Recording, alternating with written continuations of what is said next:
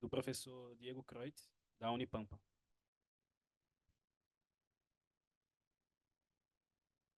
O professor Diego realizou estágio pós-doutorado na Universidade de Monash e possui doutorado pela Universidade de Luxemburgo.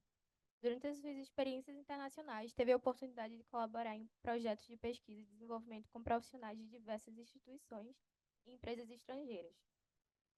Estados Unidos, Portugal, Alemanha, França e Luxemburgo. Atualmente, Diego é professor pesquisador da Unipampa, onde concentra sua expertise na área de ciência da computação.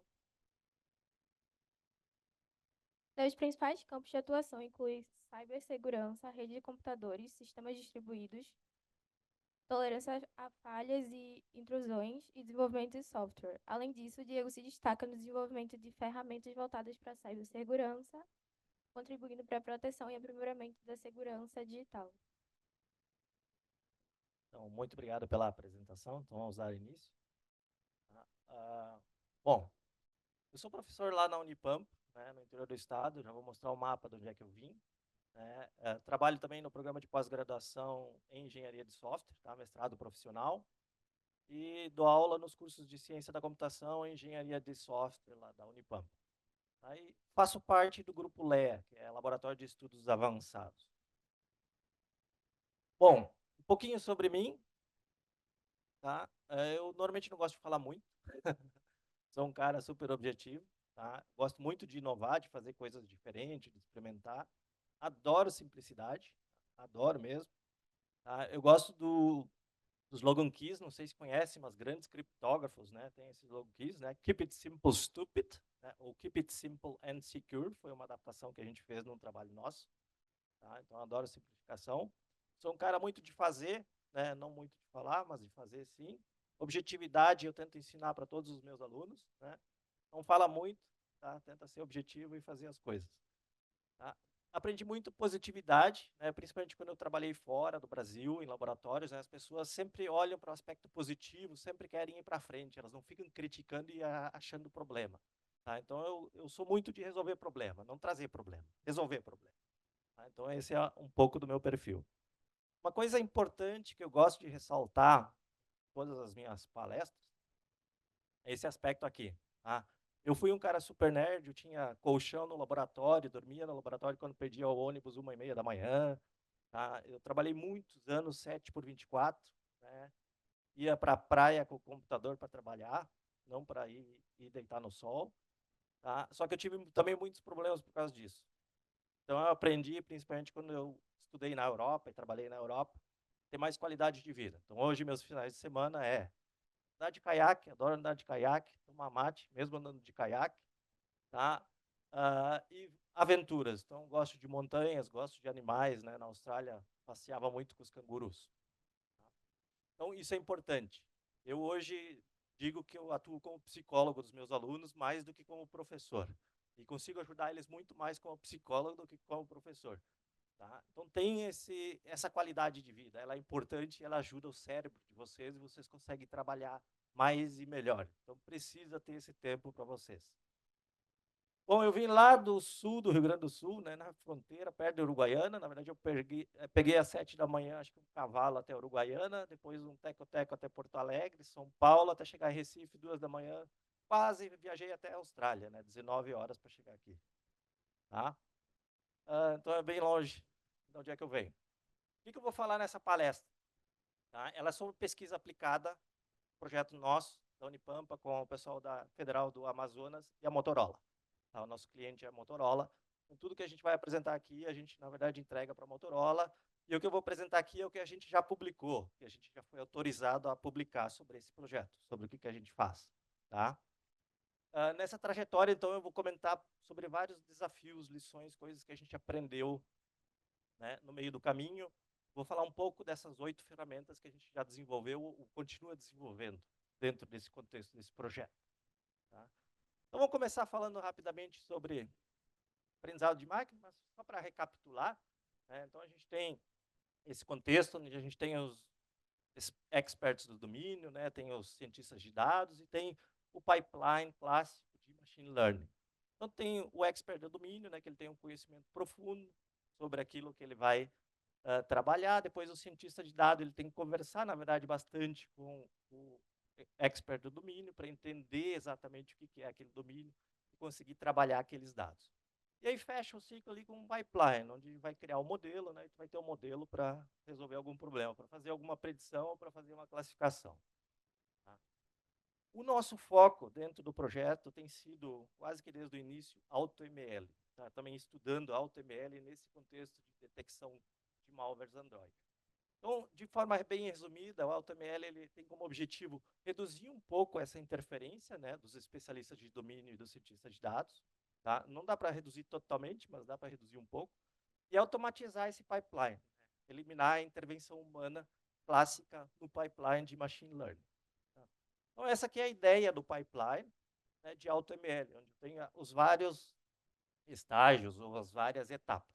Nós vamos falar sobre cada uma delas e vou comentar um pouco o que a gente tem feito em cada uma delas e descoberto. Alguns exemplos clássicos de ferramentas que a gente tem estudado, algumas delas a gente tem adaptado, modificado, até porque a gente quer entender como elas funcionam, poder comparar, avaliar elas no contexto do nosso projeto, que é de domínio específico, detecção de malwares Android.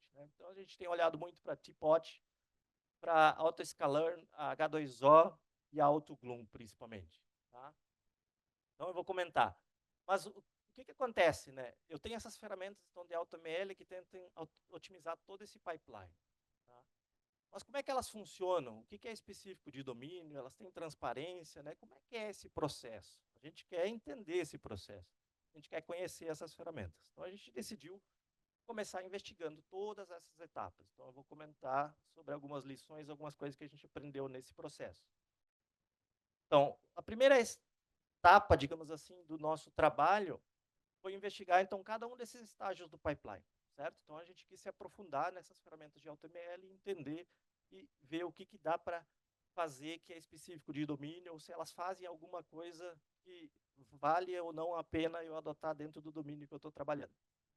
Aí, no segundo estágio, ou na segunda etapa, a gente decidiu também adicionar algo meio que transversal, transparência, porque a gente percebeu que as ferramentas de AutoML geralmente são black box, né? Tu entrega um dado de entrada e tem um resultado de saída, tá, Márcio? O que aconteceu ali em todo esse trajeto, tá? E uma segunda coisa é a interpretabilidade, né? Tipo, na engenharia de características, quais características foram selecionadas e por quê? Lá na otimização de modelos, vale a pena fazer tuning de parâmetros ou por que qual modelo foi selecionado, qual foi o ranking dos modelos e coisas desse gênero. Então, a gente quer realmente entender essas ferramentas de AutoML e ter esse pipeline. Esse é o que a gente quer para a detecção de malwares Android. Então, esse é o nosso objetivo-alvo que a gente está trabalhando para chegar lá. A gente já fez algumas coisas, já descobriu algumas coisas, mas ainda tem muito trabalho pela frente. Então, só para ilustrar em termos de automação, aqui ó, tem a escala de automação de AutoML. Tá? O ML convencional é lá embaixo, é bem manual. Tá? Aí começa a automatizar um pouco, né? Avaliar modelos alternativos. Eu uso um sklearn, mas ainda é muito manual. E aí o AutoML eu começo a automatizar esse conjunto todo, né? De avaliar múltiplos modelos, de fazer várias coisas de forma automatizada. Até chegar lá em cima, onde eu teria uma automação completa, digamos assim, no contexto de AutoML, que ainda hoje não sei se há ferramentas que cheguem nesse nível. Onde eu consigo fazer formulação de tarefas, uma série de coisas de forma totalmente automática. Tá? Então, esse é, digamos assim, o final do túnel lá de AutoML. Nosso objetivo é olhar para esses, do nível 3 até o nível 6. Tá? Então, a gente começou ali com o nível 3 e 4, principalmente, que é um pouco do que eu vou falar hoje.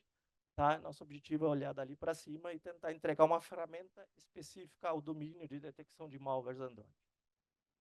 Ou então, vamos dar uma olhada nos estágios do pipeline de AutoML. Tá? Da aquisição até a otimização de hiperparâmetros. Então, vamos começar com o mais básico, dados, né?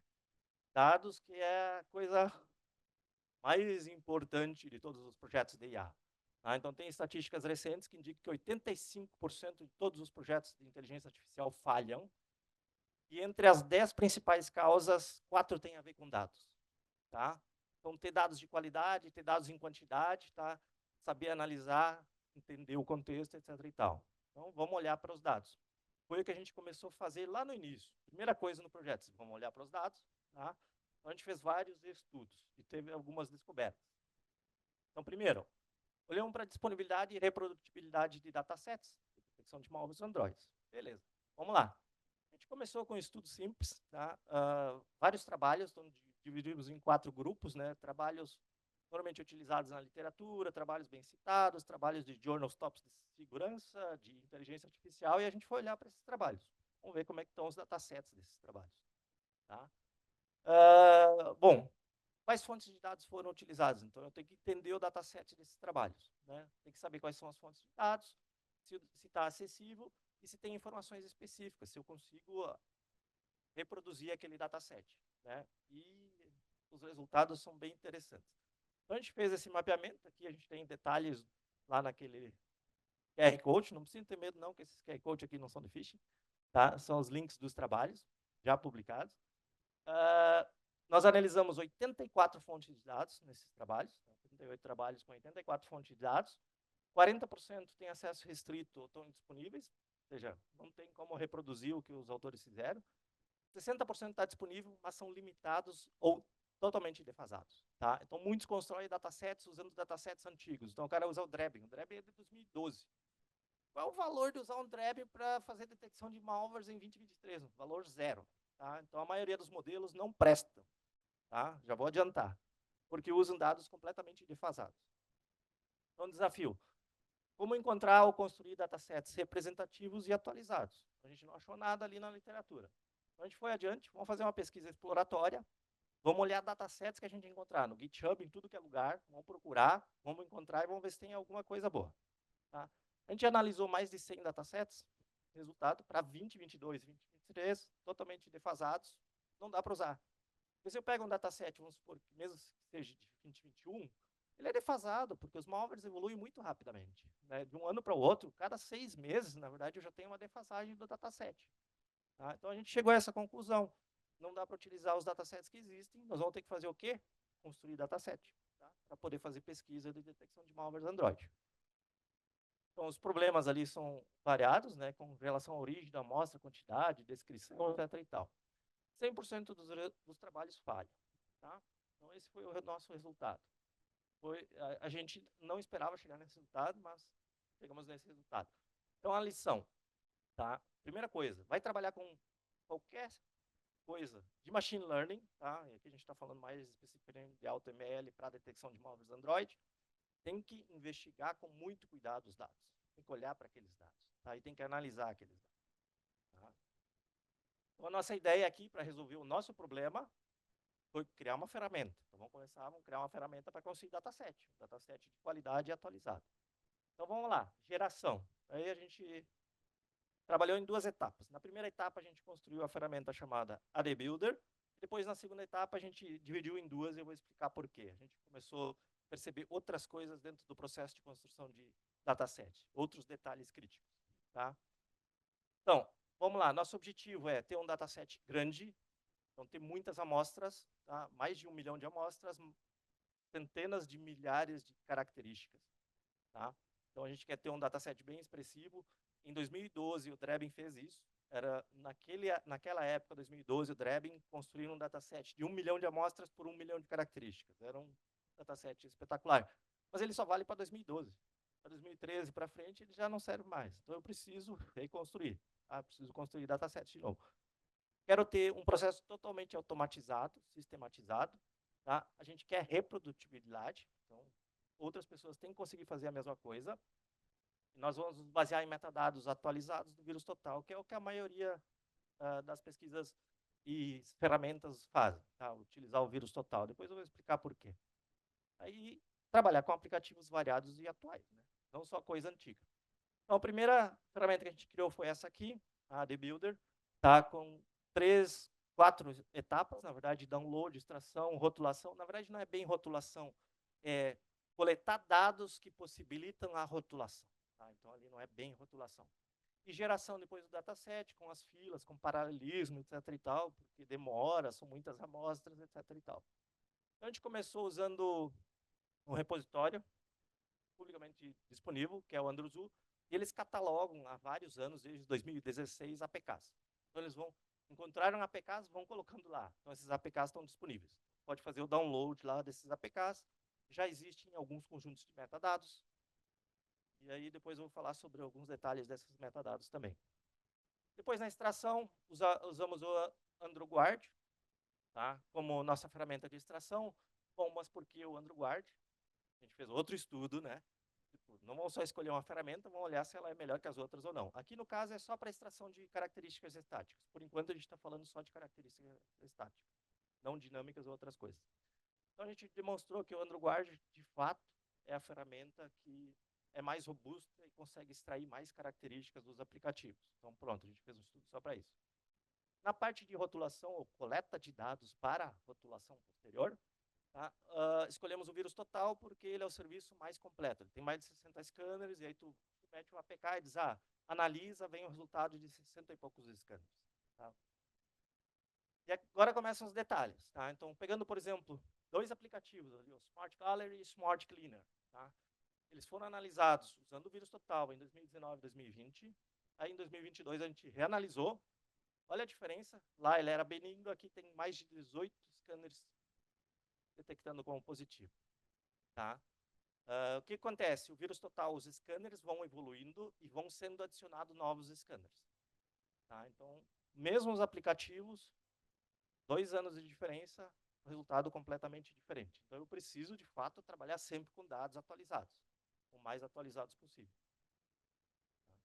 Bom, e aí, por fim, a gente junta todos esses dados, concatena e cria um dataset binário, para começar naquela época. Tá? Então, pega os dados de download, os metadados do vírus total e de extração e constrói o dataset. E aí começaram alguns desafios, né? Então, rotulação. A rotulação demora muito e, normalmente, quando tu simplesmente pede a análise para o vírus total, ele retorna dados que estão na cache. Eu vou detalhar isso um pouquinho mais daqui a pouco. Por isso que a gente mudou as ferramentas. Tá? E a gente queria também criar datasets de metadados mais ricos para permitir explorações mais amplas do que simplesmente um dataset binário. Tá? Então, a gente resolveu criar 2 ferramentas, na verdade, separar a DBuilder em 2 novas ferramentas, com algumas coisas novas. Tá? E por que separar? Porque tinha 2 desafios. A gente percebeu que coletar dados para a rotulação é muito complicado. A gente, inclusive, tentou fazer um contrato com o vírus total, pagando, né? E o contrato seria limitado, a gente poderia rotular 5.000 amostras por mês. Eu disse, para gerar 1 milhão, vai levar quantos anos? Né? Então, não dá. Então, a gente usou, na verdade, múltiplas chaves de API, mas aí as chaves de API têm limitações, já vou comentar um pouquinho mais. E o desafio 2 é personalizar, escalar a parte de construir datasets diversos. Tá? Então, a gente separou em 2 ferramentas agora, tá? Por problemas de escalabilidade. E tem um outro detalhe também, muito importante aqui, e a gente percebeu que quase todos os outros trabalhos também pecam nesse aspecto, que é o quê? A parte de análise, que a gente usa o vírus total. Tá? O que acontece? No AD Builder, nossa primeira ferramenta, pegava os dados do Androzu, e o Androzu já tem uma rotulação, ou na verdade os metadados do vírus total, de um determinado ano e dia lá, e aí a gente estava olhando só, é maior que do vírus total, então está mais atualizado. Beleza. Só que o problema é que ainda estava pegando dados da cache do vírus total. Então, podia ser de 2021, era maior do que o Androzu, mas não era de 2023. Então, opa! E a gente foi ver que a maioria dos trabalhos faz isso. Tá? Infelizmente, cai na cache. Tá? E o que a gente fez? Então, nesse processo de reanálise agora, o usuário define a data. Então, eu vou fazer a análise hoje, eu quero considerar o dia de hoje. Tem que ser rotulado de hoje para frente. Tá? Então, o usuário especifica essa data, e aí essa data é considerada. Só que aí surgiu alguns problemas, porque a API ela é bem limitada, e aí quando eu uso reanálise, se eu tenho uma chave de API, eu consigo rotular 250 APKs por dia. Né? Então, para escalar, para criar algo grande, tu precisa ter muitas chaves de API. Tá? E a gente descobriu que mais de 95% dos APKs precisariam todos ser reanalisados para ter dados de fato atualizados. Tá? Então, a gente estava com esse problema aqui, e o problema aqui é bem complicado, até eu diria, porque cada chave de API é vinculada a um IP público. Então, se eu quero usar 20 chaves de API, eu preciso de 20 IPs públicos separados. Tá? Então, a gente criou uma estratégia lá de usar um número muito grande de IPs públicos, múltiplas máquinas, para fazer todo esse processamento. Então, a ferramenta foi adaptada para isso. para a gente conseguir trabalhar e ter resultados dentro de um intervalo de tempo razoável, 6 meses. Tá? E a segunda ferramenta, que é o construtor, agora ele é totalmente parametrizável, ele gera um dataset muito rico de metadados, especialistas podem trabalhar em cima e tu pode construir datasets específicos a partir dele. Então, a gente já cria 2 específicos, que é o binário e o discreto, já estão lá disponíveis, porque, por exemplo, chamadas de API são números, né? Quantas vezes aquela chamada de API foi invocada, né? Então, tem números também discretos, além de binários. Tá? Bom, objetivo final, então, agora, com essas 2 ferramentas, a gente tem um dataset bem expressivo, com mais de 1 milhão. A gente está perto de ter isso. Tá? Hoje, o que a gente já tem publicado é esse MH100K, que já é utilizada por uma equipe interna da Motorola, então eles pediram para ter acesso ao dataset. Na verdade, ele está público, né? Com mais de 100 mil amostras e mais de 24 mil características. E esse é o status atual do que a gente tem. Então, de download, já mais de 2,5 milhões de APKs, de extração, quase 2 milhões, e metadados do vírus total para rotulação, quase 1,5 milhão de APKs. Tá? Então, aqui a gente tem um trabalho enorme, porque isso aqui precisa ser paralisado, múltiplas chaves, múltiplos IPs, etc. e tal. Então, a gente adaptou a ferramenta para isso, então, em 5 meses. Né? 6 meses a gente espera ter um dataset com 1,5 milhões de amostras. Tá? Bom, mas como a gente viu que, mesmo assim, mesmo fazendo tudo isso, ainda demora, estou falando de 6 meses, né? Que ainda é bastante tempo. Bom, será que a gente não consegue também usar até um certo ponto para algumas coisas IA generativa? Então, a gente começou a explorar também esse caminho e construiu já uma primeira ferramenta chamada Droid Augmentor, tá, para aumentar datasets. Certo? Então, eu tenho um dataset de 10 mil amostras e eu quero aumentar ele para 20 mil amostras e ver se eu consigo melhorar a qualidade dos classificadores no final. Tá? Então, essa ferramenta ela é relativamente complexa, não vou apresentar ela aqui, tá? Só vou comentar rapidamente. Então, aqui ela tem vários estágios, ela vai treinar uma CGAN, tem campanhas de automação, etc. e tal. Vai usar métricas de similaridade e aplicabilidade, tá? E aí, no resultado, vou ter um dataset sintético. Então, qual é a ideia aqui? Essa também vai ser uma ferramenta, ela está em processo, ela já existe e ainda está em processo, de ajudar o usuário também, de educar, tá? Porque redes neurais artificiais não são simples, tá? Então, a gente quer também, em todas as etapas da ferramenta, apresentar dados que permitem ao usuário entender o que está acontecendo, conseguir analisar tudo direitinho, onde o usuário consegue observar métricas de similaridade, de aplicabilidade dos classificadores, matriz de confusão de cada fold para ver o que está acontecendo, tá? Gráficos da curva de aprendizagem para ver se a CGAN não está colapsando, a rede neural não está colapsando. Tá? Então, tudo isso a gente apresenta para o usuário. E mapas de calor, que é um exemplo que eu vou mostrar agora, então, para o dataset Draven 215, por exemplo. Então, olhando aqui o mapa de calor, por exemplo, dos malignos real e malignos sintéticos, eles são parecidos visualmente, né?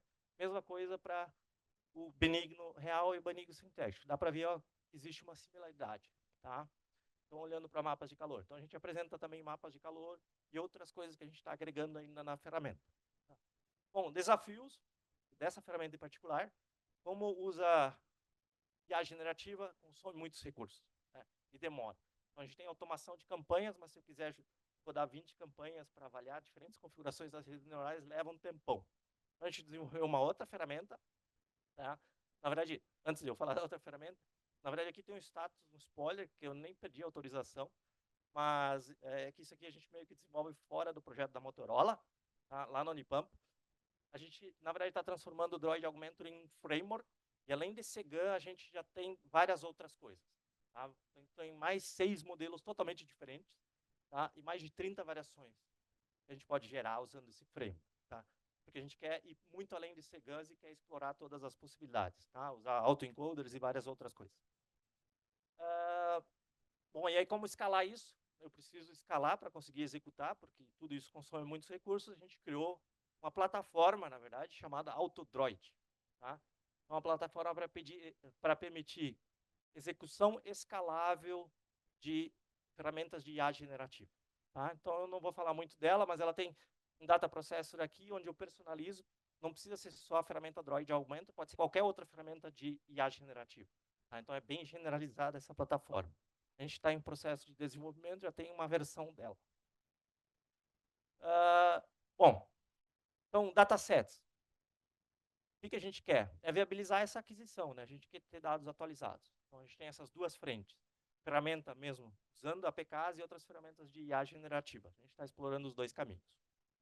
Tá? Bom, agora na próxima estágio ali de preparação, a gente também vai de novo olhar para ver se tem algum detalhe específico de domínio. Né? Como elas se comportam no caso do domínio de detecção de malwares Android. Então, a gente olhou para essas ferramentas aqui, né? Recapitulando, a gente está analisando elas e adaptando elas também. E elas falham nos datasets que existem para detecção de malwares Android em vários aspectos. Então, a gente tem aqui exemplos. Por exemplo, eu tenho a assinatura do APK dentro do dataset. Algumas delas não conseguem trabalhar com a assinatura, que teria que só remover, né? É uma coluna que tu remove. Tá? Então, aí dá para usar várias técnicas, como Label Encoding, Hot One Encoder, etc. e tal, para resolver esse problema. Mas precisa adaptar essas ferramentas que são mais de uso geral, né, de AutoML, para o domínio específico. Então, isso é interessante. Né? Então, a lição é aplicar técnicas específicas para o domínio. Pronto, na preparação. Engenharia de características, outra etapa importante que tem coisas bem interessantes. Aqui, na parte de engenharia de características, eu vou falar sobre duas coisas que foram o foco inicial do nosso trabalho. A gente tem feito outras mais. Seleção de características específica para o domínio e transparência. Tá? Então, a gente começou a olhar que tem muito método especializado para detecção de malware Android, para seleção de características, né, que vão muito além dos tradicionais, que é o PCA, Linear Regression, etc. e tal. Então, tem muito método bem especializado. Bom, mas qual é o método melhor? Qual é a diferença deles, né? E como é que avaliar eles e comparar eles? Porque o problema é o seguinte: métodos que existem na literatura, os pesquisadores geralmente desenvolvem um método e não comparam com os outros métodos de detecção de malwares Android. Eles comparam só com o PCA, com os tradicionais. Né? Então, tu não tem comparação. Então, o que a gente resolveu construir? Um framework, tá, para reproduzir esses métodos de seleção e avaliar eles contra eles. Né? E também depois contra as técnicas clássicas. Então, a gente construiu essa ferramenta aqui, já está na segunda versão. Tá? Vou comentar rapidamente sobre ela. Tá? Problema 1, então a implementação, nós não encontramos a implementação da maioria dos métodos disponível, então a gente construiu o framework e começou a implementar os métodos. Bom, a comparação, né? Então só comparam com métodos clássicos e utilizam poucos datasets. Na verdade, a maioria dos casos usam um dataset criado por eles e tu nem tem acesso ao dataset, ou seja, tu não consegue de fato avaliar o método. Então a gente implementou já 9 métodos existentes na literatura, métodos específicos para o domínio de detecção de malwares Android. Tá? Alguns deles são relativamente complexos. Tá? A gente usa 2 modelos hoje, mas dá para adicionar mais modelos. A ferramenta é modular, usa o SVM e o Random Forest, né, para avaliar o resultado, para depois usar as métricas e comparar. Aí na parte de visualização a gente gera automaticamente os gráficos para poder fazer comparação. Só para mostrar um exemplo aqui, ó, considerando um dos trabalhos que a gente fez já, 6 datasets, tá? Então tem ali tipos de características, número de amostras, número de características, porcentagem benigno maligno, tá? Bom, dá para observar aqui ó, que tem 3 categorias de datasets que a gente encontra tipicamente na literatura. Um dataset onde a proporção é muito mais benignos, né, tipo 10,5 para 89. Um dataset proporcionalidade inverso, muito mais malignos do que benignos, também se acha, e aí já começa a dar problema. E o outro dataset que é relativamente balanceado, né, 50-50. Tá? Nos testes que a gente fez, então, vários métodos tiveram problemas para lidar com diferentes desses datasets. Vocês depois podem olhar, eu vou colocar o QR Code lá do trabalho completo. Mas eu vou comentar só sobre 2 dos métodos que apresentaram uma estabilidade maior entre todos os datasets. Então, podia ser balanceado direto, balanceado inverso ou balanceado. Tá? Então, o Semidroid e o FSDroid, eles conseguem atingir resultados relativamente bons, tá? Com métricas muito boas, acima de 80%, para tudo que é tipo de dataset. Tá? Então, eles têm uma generalidade um pouquinho maior. Claro que eles não se saem os melhores em todos os datasets. Tá? E tem várias particularidades, dá para fazer uma palestra só sobre isso. Tá? Então, a comparação detalhada, se alguém quiser depois olhar, lá tem várias descobertas interessantes. E aqui também uma comparação com o PCA, por exemplo, PCA tradicional. Pegando o Draven 215, PCA, eu usei um threshold de 30, então marquei ali o de 30 do PCA e dá para ver que o FS Droid tem resultado 3%, mais de 3% melhor para recall, que é uma métrica importante para a detecção de malwares Android. Tá? Então, aqui dá para ter uma ideia desses métodos especializados, que eles, qual é o ganho que eles trazem, eventualmente, com relação a essas técnicas tradicionais. Depois tem outras distâncias muito maiores. Essa é uma análise que a gente está em curso, porque a gente está incorporando essas métricas clássicas num framework para avaliar também, para fazer essa comparação mais abrangente. Tá? Então, isso é uma coisa que a gente está desenvolvendo agora. Então, a lição aqui, ó, ferramentas de AutoML praticamente não incorporam nada específico de domínio, né? Então, técnicas de seleção de características, o que pode ser algo bastante importante em alguns cenários. E aí, um pouquinho aqui para transparência, tá? Normalmente, então, como a gente comentou lá no início, as ferramentas de AutoML, elas atuam com uma black box, então tem a entrada e depois tem a saída, tá? E aí, na parte de engenharia de características, o que eu quero saber? Por exemplo, tá, quais foram as características selecionadas? Então, a gente viu que nenhuma das ferramentas apresentava isso. Então, a gente começou a adaptar as ferramentas para apresentar esses dados, né? Inclusive, na nossa ferramenta que a gente está desenvolvendo, a gente já incorpora isso desde o princípio. Então, a gente está modificando as ferramentas de AutoML para ter um pouco mais de transparência nessas etapas. Então, nosso pipeline almejado é isso. Tá? Incorporar transparência, que é uma coisa que a maioria das, na verdade, nenhuma até hoje que a gente viu, incorpora. Tá? Aí, no próximo estágio, agora, que seria a seleção de modelos e treinamento de modelos, tá? Vamos comentar um pouquinho sobre complexidade, comportamento, tá? E otimização de hiperparâmetros. Aqui tem uma coisa bem interessante que a gente descobriu, na verdade, que a gente observou, né, olhando, trabalhando com essas ferramentas de AutoML. Tá? De novo, voltando lá para essas estatísticas, onde 85% dos projetos de IA falham, tem um item lá, Underestimating Time and Cost. E aqui tem a ver com o que a gente vai falar agora. Tá? Qual é o comportamento teórico, na verdade empírico, desses modelos para datasets variados, com variados números de amostras e características? Então, nosso objetivo aqui é entender um pouco isso. Tá? Entender o que acontece. Então, aqui eu vou trazer 3 exemplos, a gente tem mais, mas só para dar uma ideia. Por exemplo, pegando o Gradient Boosting, aqui ó, ocorre uma coisa interessante. Chega um ponto ali no eixo X, a quantidade, né, de 128 até 32 mil, e a partir ali de 8K, mais ou menos, o número de amostras começa a ter um impacto maior que o número de características. Tá? Então, há um crossover ali. Nesse caso aqui do Decision Tree não ocorre, então o número de características sempre é predominante, consome mais recursos computacionais. Tá? E nesse caso aqui tem uma outra coisa interessante, tem uma distância muito maior entre o número de amostras e o número de características. Então, o número de características impacta muito mais em termos de recursos computacionais que o número de amostras. Em termos de resultados, o Extra Tree oferece os melhores resultados. Tá? Então, como aqui o impacto do número de características é muito grande, a importância da seleção das características começa a crescer. Porque quanto menos características eu tiver, menor vai ser o impacto computacional final. Tá? Então, qual é o insight? Exatamente isso. Tá? Então, um exemplo do Extra Trees, se eu tiver um bom método de seleção de características, eu consigo reduzir bastante o custo computacional. E, no geral, ele foi um dos que teve o custo computacional menor quando comparado com os outros métodos para esse caso, esse dataset. Seguindo para o próximo passo, o próximo item, né, seria a otimização de hiperparâmetros. Tem um caso emblemático do AutoGloom, que ele usa hiperparâmetros pré-definidos, fixos.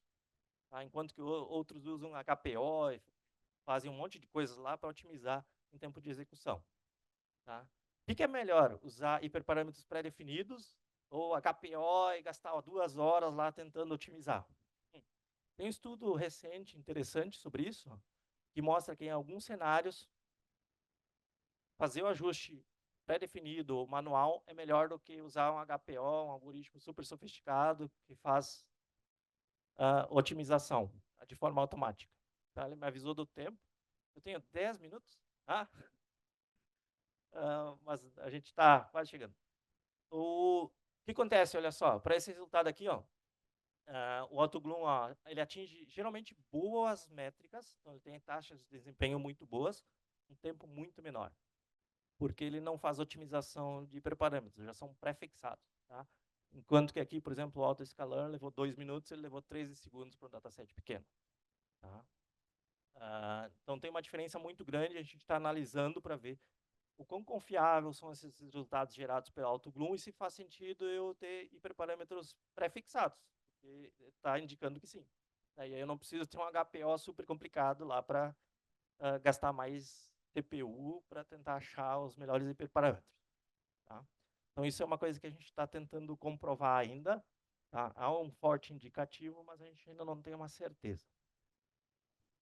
Em termos de transparência e interpretabilidade, o nosso objetivo foi tentar compreender um pouco melhor as ferramentas, como eu comentei antes, tá? E conseguir comparar as ferramentas, né?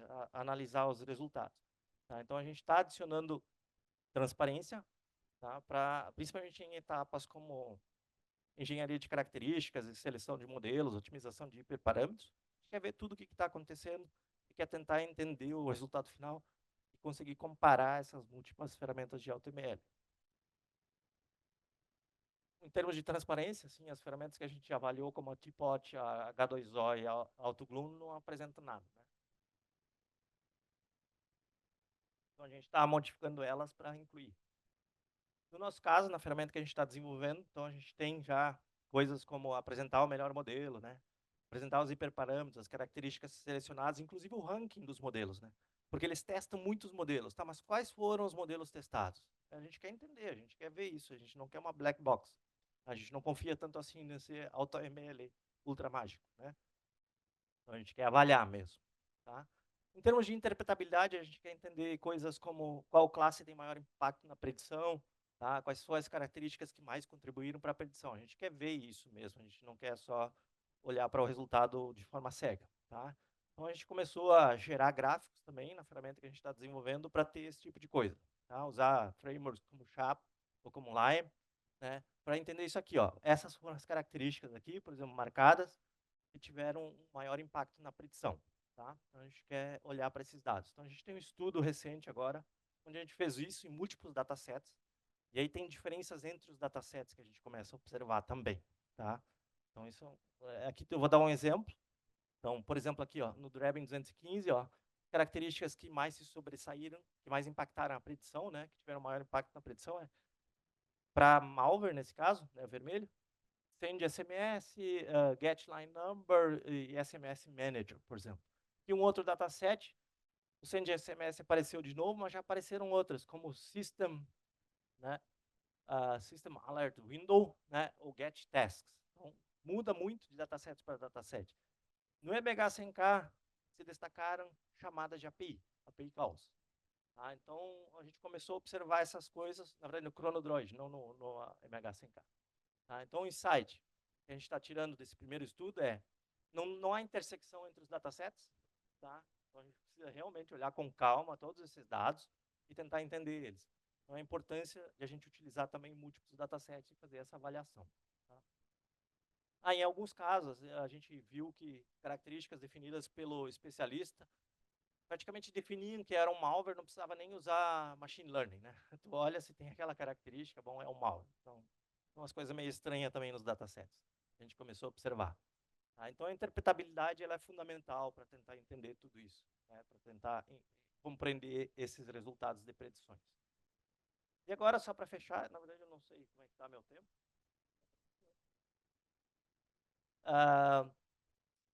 Ações transversais, a gente está olhando também para a AML, Adversarial Machine Learning.